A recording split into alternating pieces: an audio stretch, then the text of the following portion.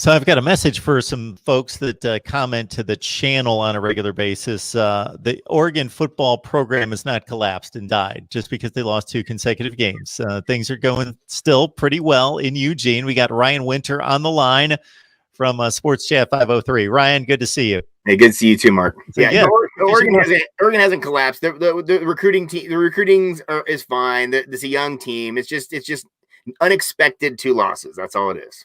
You were supposed to win all your games and look impressive doing it and be in the playoff conversation.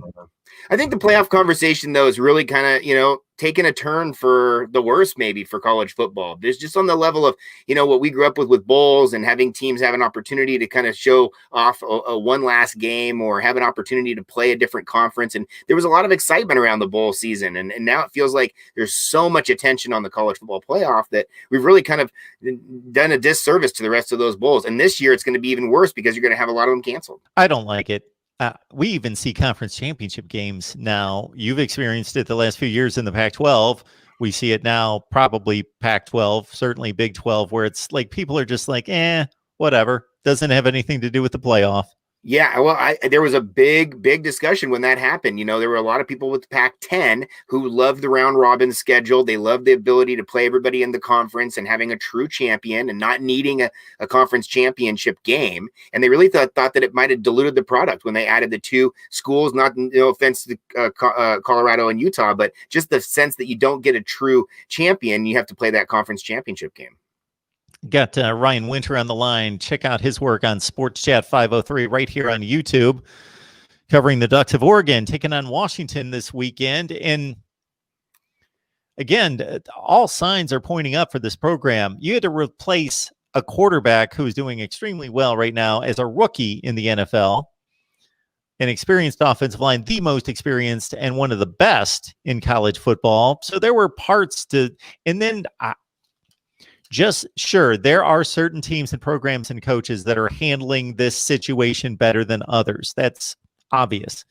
But then there are some that just by happenstance and just the way things play out, it just becomes a more difficult adversity. And you're going to have some quirky kind of scores and some results that we would normally have happen. Yeah, it's one of those years where, it's just so strange. We were talking right before we went on, and it's such a strange year.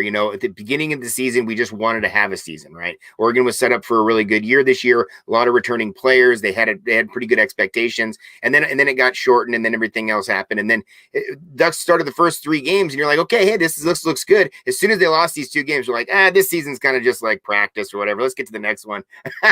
It's funny how the momentum changes so fast. Yeah, so all that said, we've got 1 game left in the Pac-12 regular season. Then you're going to have this interesting, and I think this is a great idea that both the Big Ten and the Pac-12 is doing with championship weekend and seeding the rest of the teams and letting us see another week of football. So who knows who you're going to play that particular weekend, and then a bowl game. So there's still 3 games left to play. What is this team playing for at this point? Well, again, I think big picture, you got to look at both these losses were very close. If you got a first down, you beat the Beavs, you get that win, you escape. If you had just converted a couple extra plays, not fumbled the ball at the very end, got yourself into the end zone, or had a couple plays go against you, it was a very close game against Cal as well. So we're not talking about blowouts here. We're talking about the rest of the conference is fairly decent. You're losing to teams that are on the come up. Cal and Oregon State are both really intense. They're trying to get that victory. They look at Oregon as a big game to circle. I think Oregon has a lot to play for. This weekend, you're still playing for the Conference North championship, and whoever wins this game gets to go to that Pac-12 championship game. Looks like it's going to be against USC. There's going to be a conversation around that with Colorado and USC not being able to play each other, but USC looks like that's the case, maybe. And if Oregon gets to play against USC that I saw on Sunday and that we've seen for Oregon for the last 2 weeks, I don't know if I really want to watch that game, Mark, but Oregon is trajectorying better. They're a very young team, one of the youngest teams in college football, with a really good recruiting class coming in. I kind of feel like this year was a year that was going to be, hey, let's see what we get out of this, but our real trajectory is moving forward into next year and the year after. Tyler Shucks, first year starting. I heard actually somebody on YouTube make a comment about what a major disappointment he's been. I don't know if this person necessarily even saw him throw a pass in these 5 games. He's played 5 games. It's a very disrupted season. He's played 5 games. He's replacing an NFL quarterback. How would you assess his play? Well, I think he does some things well. I think some people are just so used to seeing, like you're talking about, seeing some really good quarterback play last year. They also are taking more chances. They're putting a little bit more.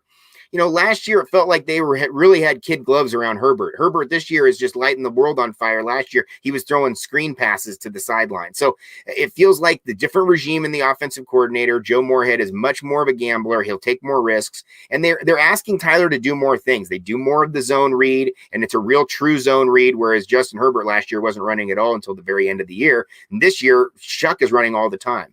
The numbers play out that Shuck is doing well. Quarterback percentage wise, completions, all these kind of things.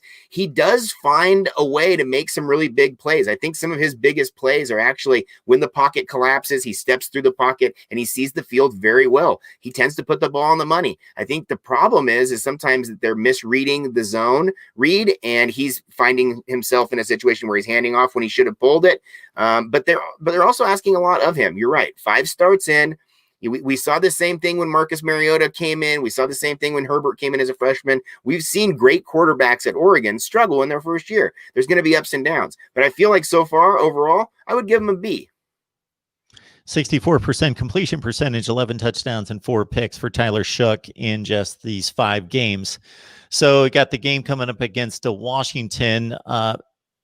As we're kind of framing the conversation, USC, the gold standard historically, Oregon, probably the best program, despite the 2 losses, people. I know it's 2 games, but the best program right now by other measurements. But during that gap of time for 3 or 4 years, it was Washington and Chris Peterson. Do you think that they've taken a step back or in transition, or do you think that this is just, and I'm going to discard again the 2020 season to a certain extent, and we've seen 3 or 4 football games, big deal, but do you think they're in the same place under Jimmy Lake?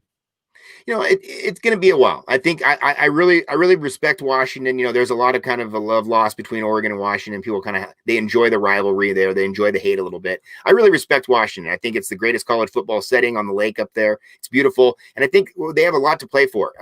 They're a big time recruiting school as well. They're trying to get the same recruits that Oregon's getting. In the last couple of years, Oregon's maybe won out on a couple of those kids, but there's a lot of kids that still commit to Washington that Oregon has their eyes on. So there's a lot of consistency and community that we know each other fairly well. So I just think that heightens the rivalry.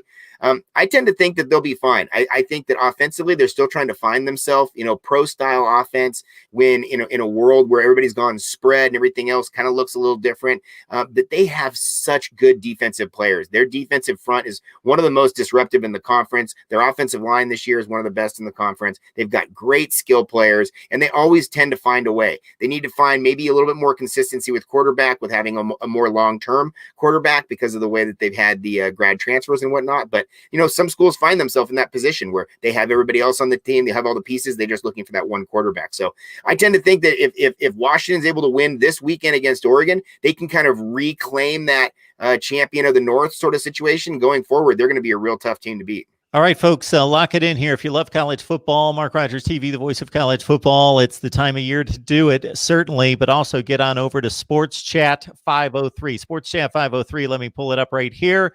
You join Ryan Winter right there. Bam. You get some good stuff from him on Oregon football. The setting puts me to shame, Ryan, behind you. It looks good. You're always color coordinated. Looks great. Thanks, Mark. Appreciate you so much, man. Really appreciate what you do for college football and for all of us on YouTube, man.